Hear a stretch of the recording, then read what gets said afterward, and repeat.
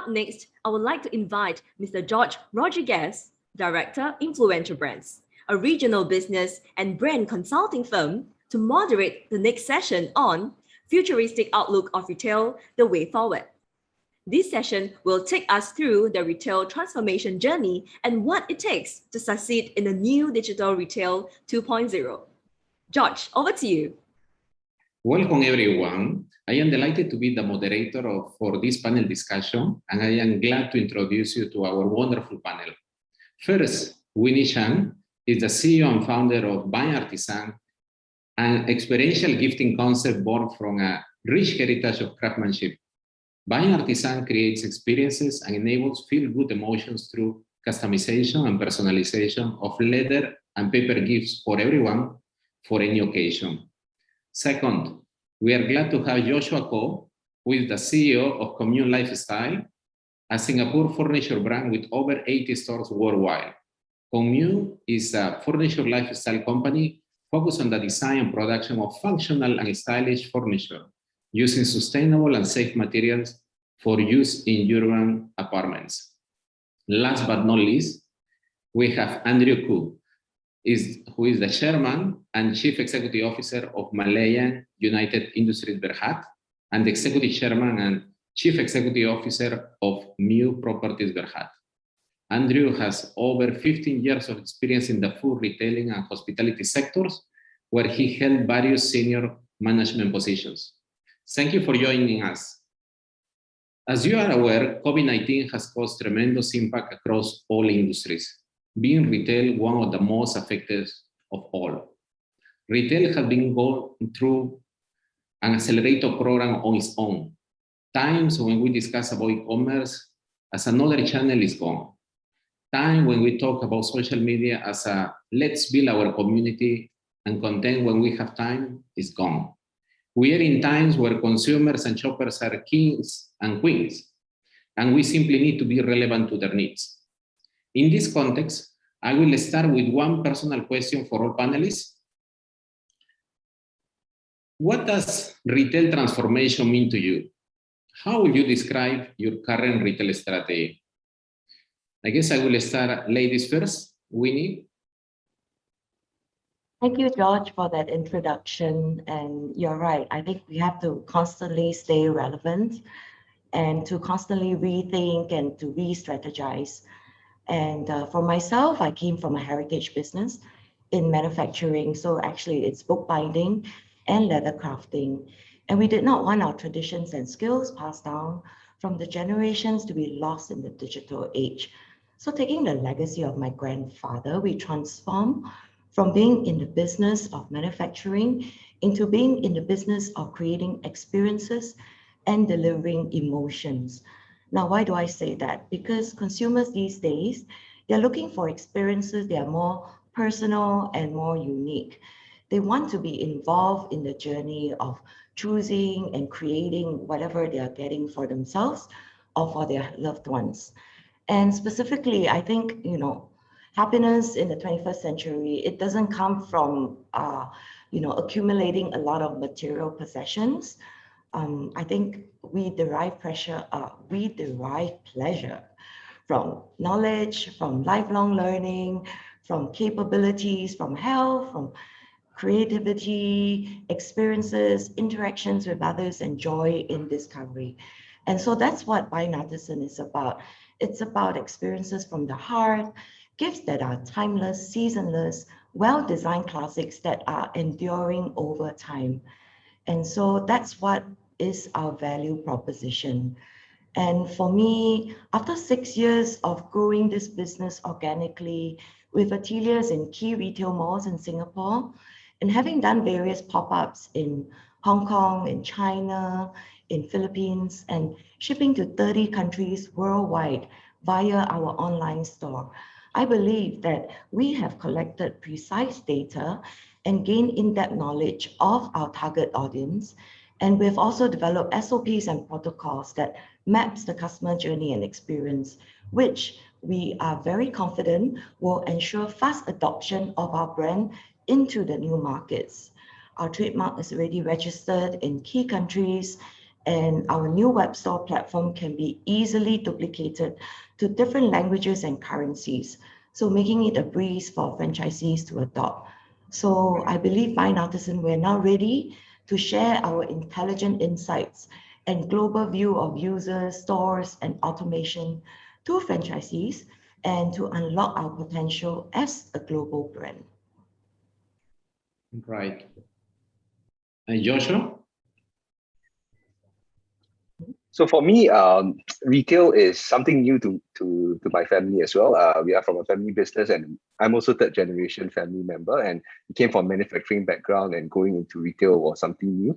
But we realized from the start that retail transformation is ever important and is ever evolving. And it's, at the end of the day, it's all about the consumer, how the consumer shopping behaviors are, where their eyeballs are at, so we can reach out to them, and also how we can transform our business model in order to capture this customer. And so for the last couple of years, even before COVID, we have already adopted a mindset of an omni-channel retail strategy, mainly because we realized the need to have a very strong digital presence because of how our consumers were shopping for furniture online. So in the past couple of years, we have fine-tuned our model. We have introduced technology, both online as well as in-store, in order to capture our consumer base. And I also got to add that it's very market dependent as well. So a strategy that works in Singapore might be very different from one that works in China. For example, having your own web store in China, it's not so effective because most people go to Tmall as their main point of contact. So it's very important to be flexible when you come to your retail strategy and tailoring it to market. Yeah. Andrew, for you, you were, you started this retail transformation a few years ago, even before COVID. How did it change your retail strategy and planning? Well, it's an ongoing work in progress, and I believe it's a journey that we all have to go through. You know, retail as we know it, I think, has faced its sets of challenges, and it's because customers have changed. You know, it's at the end of the day, it's all about the customers. What do customers look for? And I think with every generation, customers are looking for different experiences. And so as a result, if we don't change, if we don't evolve, you know, we will go the way of the dinosaurs, right? So I've had recent discussions with some of my retail peers, and everyone's looking at transformation. It's this buzzword. You know, but what I would like to say, the way I look at it is, I would term it retail reinvention. So, you know, industry incumbents, and we are one of them. We own departmental stores in Malaysia. We all face the same problems. It's the same kind of traditional model. You know, we look at floor space, we look at trying to maximize floor space, and that ends up with a cluttered shopping environment. There is no differentiation whatsoever. Everyone has the same sets of brands. It's the same thing. You go into every mall, it's the same thing. And then there's margin compression, you know, so there's a margin issue. And then on top of that, everyone's doing discounted sales, promotions, heavily promoted. So hence, as a result, it's a very incomplete shopping experience, or not fulfilling. It's not really a fulfilling shopping experience. So to me, it's a question of, how do we evolve from just an organization that owns retail concepts to becoming more of a lifestyle organization? And so this is really a journey that we're going through. But I think we are anchoring on things like, it's all about experience. So how do we develop that in-store experience, make it into a destination-driven, blending it in with maybe more entertainment, more personalized shopping, better touch points. So basically, just to make that whole experience different from what it is today. There's no clear-cut answer. Everyone has to go through its own journey, but every retail format and brand will have to go through this. Right. Yeah, I think the term business transformation, as you say, has become very common. Words like omni-channel as well. We hear this from a long time ago, but the question is whether how this is being applied, because offline and online, they still play a role. So I would like to get your views in terms of how you see is the function of offline and the function of online, and how you interconnect both.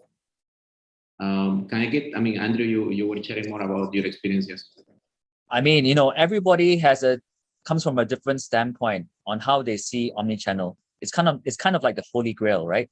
And we know that we need to have this O2O strategy so that it's seamless. But I think it depends on what your starting point is. If, for example, this morning I was having a meeting with a complete online model, retail, and their revenue streams is in the multi-millions, right? And they want to go offline with maybe an experience center. So whereas, there are other business models where it's a complete retail bricks and mortar offline model, and they want to go online. So you can see, I believe there's a bit of a convergence. Wherever you start from, you want the other piece of the pie. So if you're offline, you want to go online. If you're online, you want to go offline. But the question is, how do you strike that fine balance? Because you don't want to detract away from your core competency and your business. Because if you don't do it right, number one, it is a costly exercise, and it doesn't really add that much more value. So I think we need to be very clear why we're trying to do this, and how does it really enhance the overall business, both from a branding standpoint and also from a revenue generation standpoint. Right, correct. Joshua, what is your take on offline versus offline? For me, I personally feel that because of my nature of the business, it's a very high involvement kind of shopping experience where consumers have to know about a lot of product technical details. And so the online channel is perfect for that. It's perfect for giving the consumer all the data they require for a decision, but it does not build a brand effectively. It's very hard to create a brand purely based on an online experience. So I think the brick and mortar and the offline is definitely crucial if you are looking at building something that is scalable in terms of building your brand, and also providing experiences. So at our stores, we focus on engaging the 5 senses of the consumer through scent, through music that's playing, even cafes being located there, all this to engage an emotional response. And we believe that this emotional response can only be built in a physical environment. And it's the main reason why our stores are there. It also gives customers the ability to touch and feel and to really experience the product. So both have different users, and both are important actually. Right. Yeah, for different businesses, as you say, they use online and offline as it has different purposes depending on the experience that you want to provide, or whether your product is more functional. You can simply be online, but if you want to provide an experience and you want to build your brand, then offline is also important. I guess this is particularly important for a luxury brand, which I will qualify by artisan to fall under. So Winnie, how has been your I mean, tell us a little bit more about the changes in terms of your retail format. I shared with you that I was delighted to see your new Ion store. So maybe you can share with us how this materialized and how has been the experience so far. Okay, thank you, George. Yeah, I'm so glad that you went to our new store in Ion Orchard. So essentially, to us, I think omni-channel is able to help us build that integrated experience. So we believe in having that brick and mortar store, but it needs to be a lot bigger in space. It cannot be a small shop.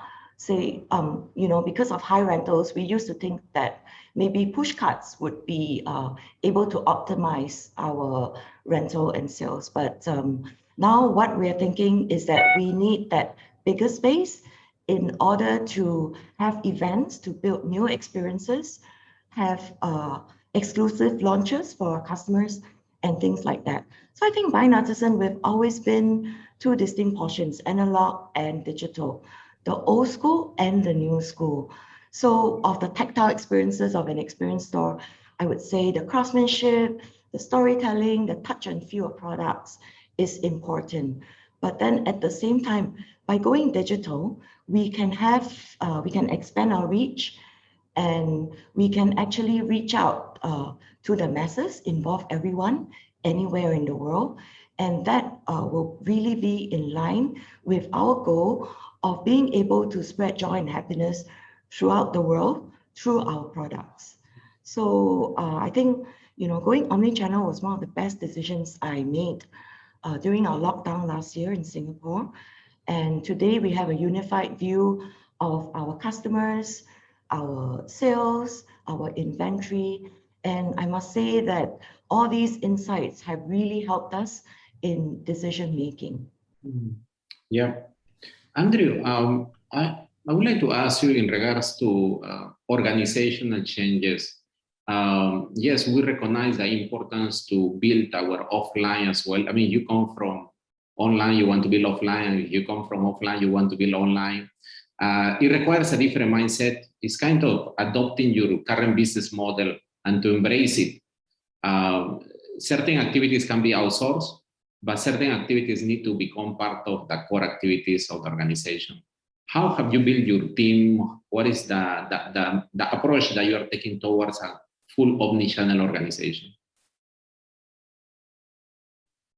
It all starts, in my mind, with the leadership team and the mindset. So it's really about the renewal of the leadership team and the renewal of their mindset. This is absolutely critical because, digital age disruption does not happen as a result of technological innovation alone.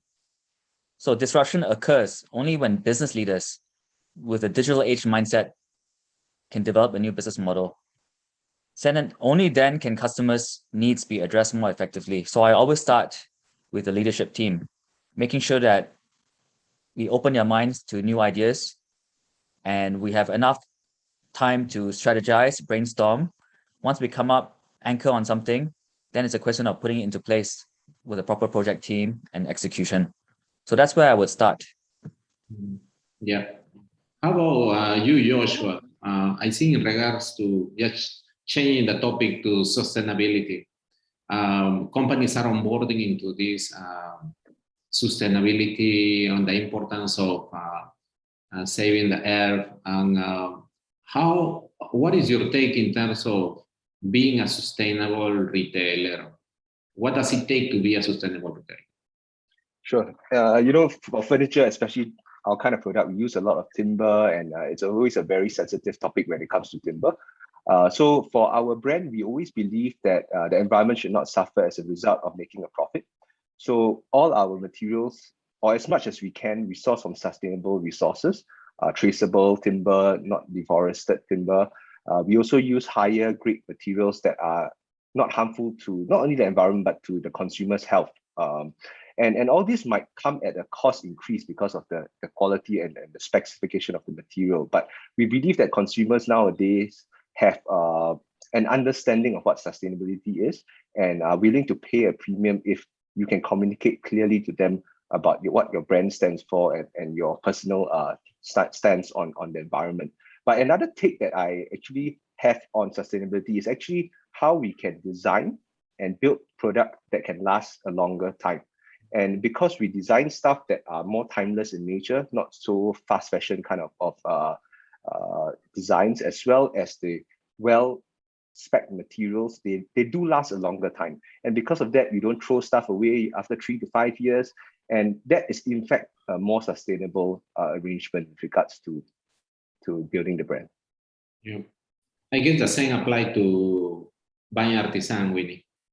Yes, definitely. I totally agree with what Joshua is saying, that sustainability is not about mass producing and flooding the market with products, just to hit sales target. I think sustainability is about using less resources to produce well-made, durable, and long-lasting goods. And we also need to think about circularity. And that needs to start, I think, from the design stage, right? Where does this item go to once we're done with it? Can it be upcycled? Can it be refurbished? And also, I think sustainability is also about taking care of our people. So, I mean, we talk a lot about balancing profit and purpose, right? So, for example, during the lockdown in Singapore, there was a lot of uncertainty in the market.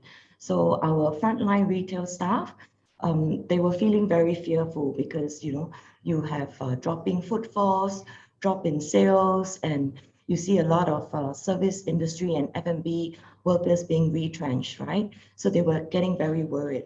So what we did, we had 3 days before the lockdown, we actually came out with a product because of our purpose of thinking for our people and also for our customers. So we came out with this product called the leather hand sanitizer holder. And essentially this encases a small bottle of hand sanitizer, say Dettol, and you're able to customize it. It's in leather and you can hang it on your handbag. And so it was a very useful product. And this product brought renewed purpose for our entire team, especially to the retail frontline staff, because they were thinking, oh my God, how am I going to work from home?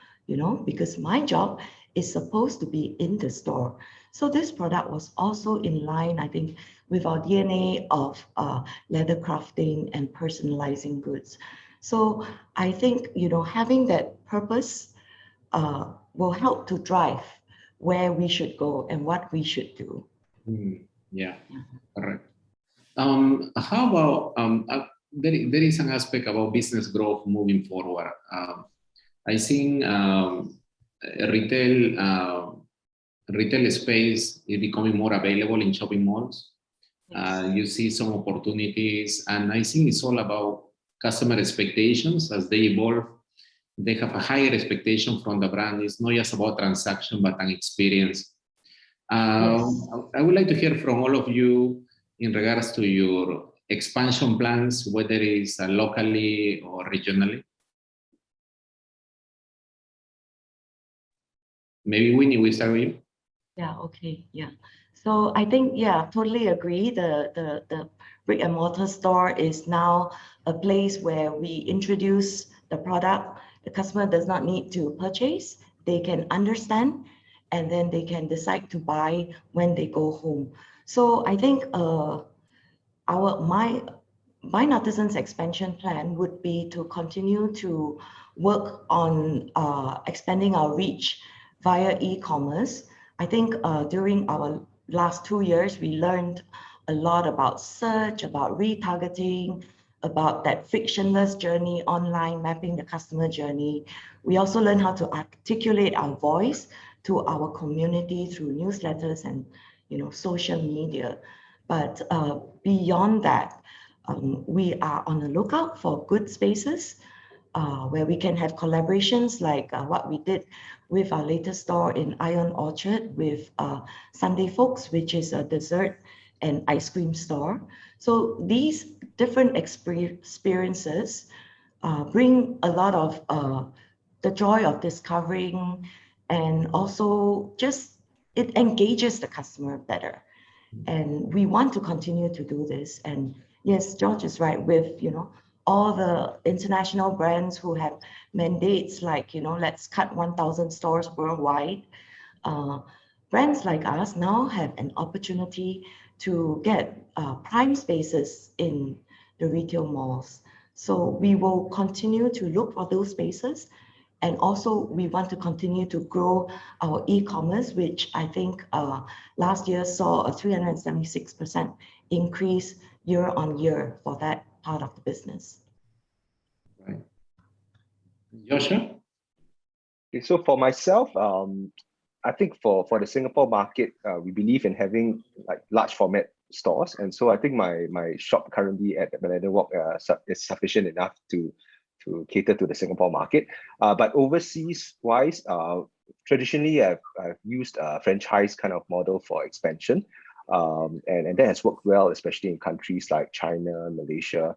But going forward, I'm also understanding that people may not be willing to invest into brick and mortar investments where it's quite a hefty investment. So we will try to expand our brand via branded product distribution via other retailers, as well as introduce the omni-channel e-commerce aspect into these markets, into these new markets as well. Given that we developed the software and solution in-house, scaling that to other markets, it's a lot more easier in that sense. Yeah. Andrew, what's your take, considering your retail portfolio and your ambitions to grow within F&B as well? Congratulations on your acquisition of A&W in Malaysia. I think you have majority stake. So what are your plans for growth?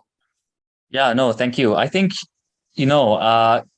this pandemic has really put a bit of a stop, a hold on a lot of our expansion plans, not just for us, but for everyone. It's like our lives have been put on hold for like almost 2 years, right?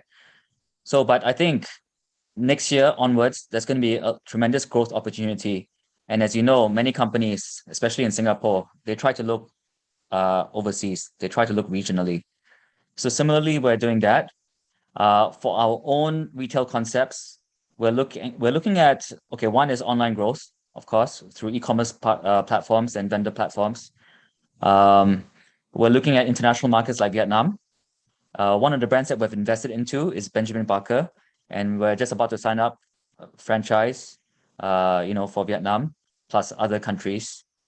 And the other way that we look at growing is we actually invest through our ventures arm. We've invested into retail concepts, new ones like social selling platforms, and we find that these are areas of growth. So we try to grow in a few different verticals. But I think but I'm bullish that in the next couple of years there will be opportunities. Okay, good. I will be a little bit provocative now, asking you about marketplaces. We know that not only Singapore, but in the region, you have very strong players such as Shopee, Lazada.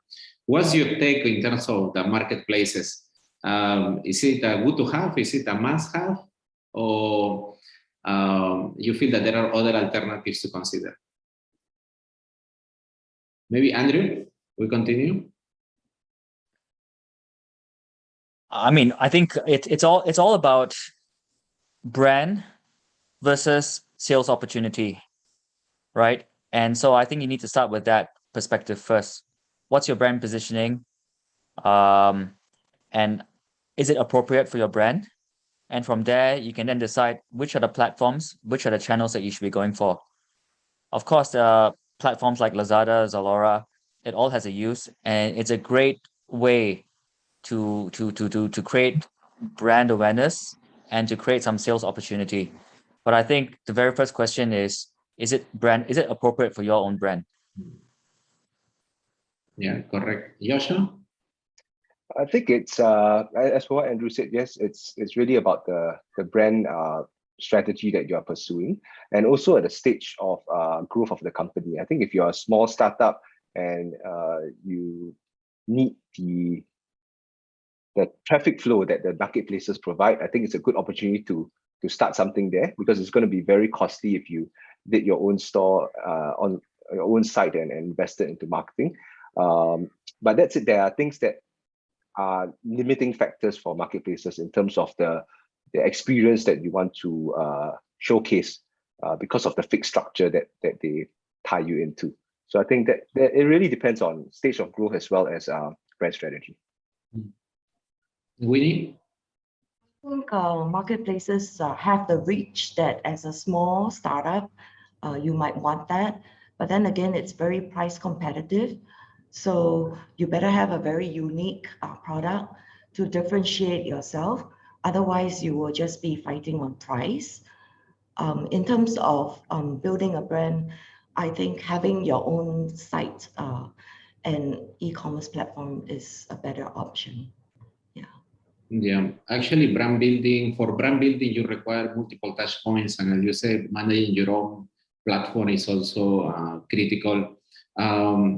Marketing budget wise, are you placing more emphasis moving forward, let's say for next year, for brand awareness, or will be for driving sales? I guess driving sales, of course, is very important, but building brands in the long run is also important. So what is your take in terms of striking a balance between brand awareness and sales drive?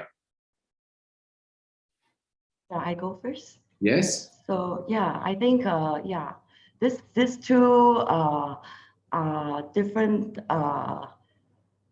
different goals, but both, I think you have to balance both. For us, I think we have always focused on building that brand, which is why I'm very happy when George said that Fine Artisan is a luxury brand.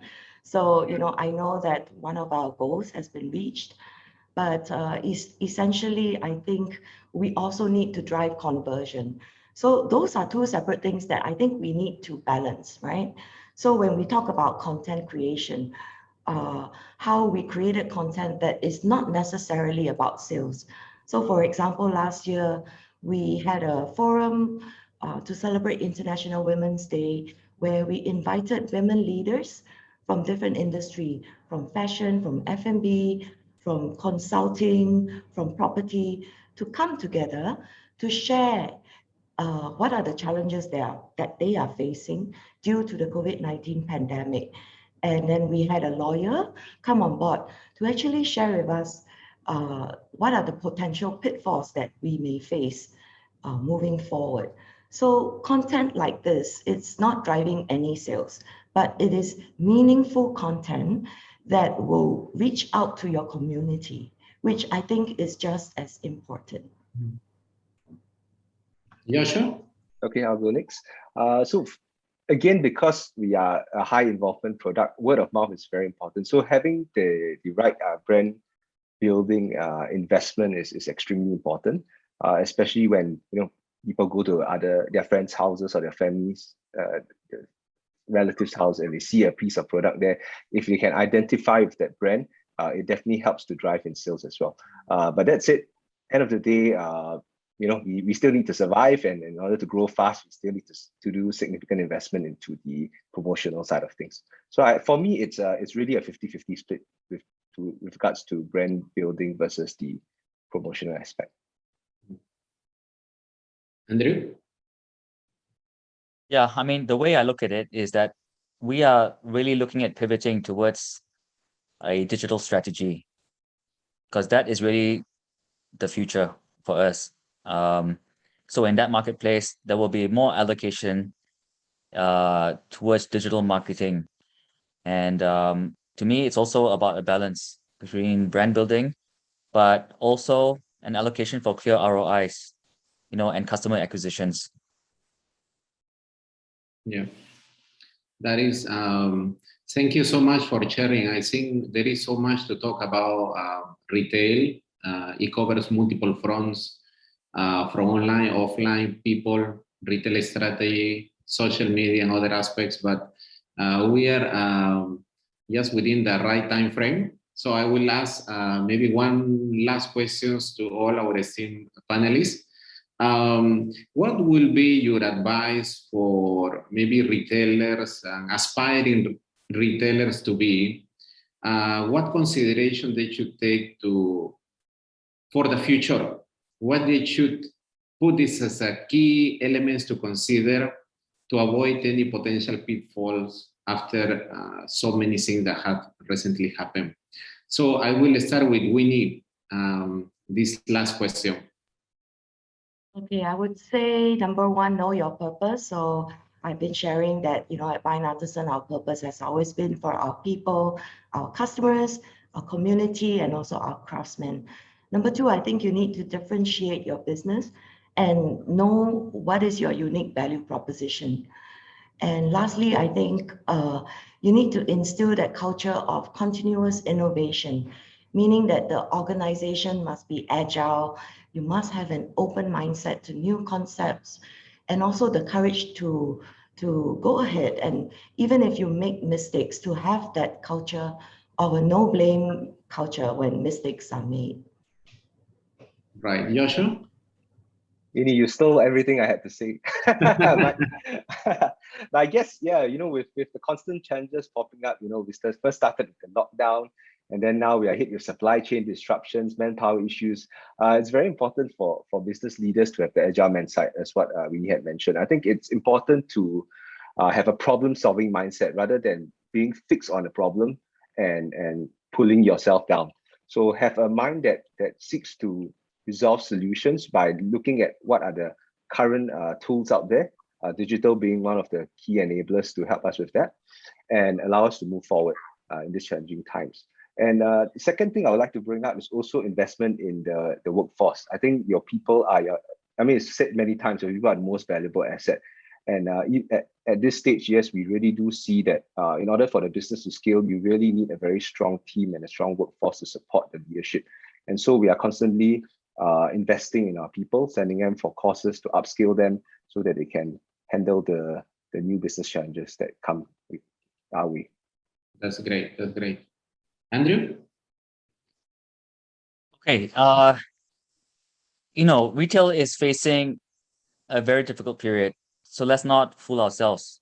It's extremely challenging. But with any challenges, there will always be opportunities. And so now it's a question of how do you capture those opportunities?